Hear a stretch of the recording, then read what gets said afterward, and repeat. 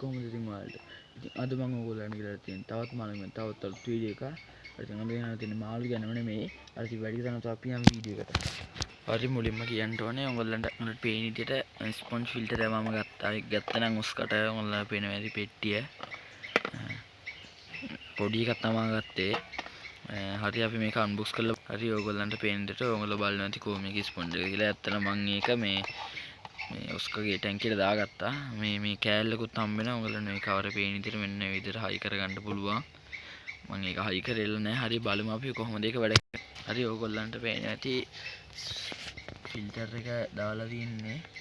අයි ඔයාලා බලන්න ඇති මේ ගලක් තියන්නේ කියලා. ඒක අර බාරට පොඩ්ඩක් අස්සේ හිටින්න තමයි දාලා තින්නේ. උට පායන ගතියක් ආවා. මේක දැම්මේ නැත්තේ මොකද මේ ටැංකියේ මේ වතුර මන් දාලා තියෙන පොඩ්ඩයි සාමදි ඔන්න ඔස්ක යාළුවා ආවා.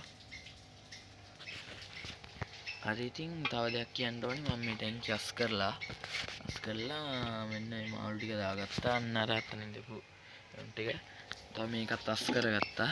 උන්ට පේනවා ඇති. හරි ඉතින් අද මම ඔයාලට මේ වීඩියෝ එක නම් ස්පොන්ජ් ෆිල්ටර් එක නෑ.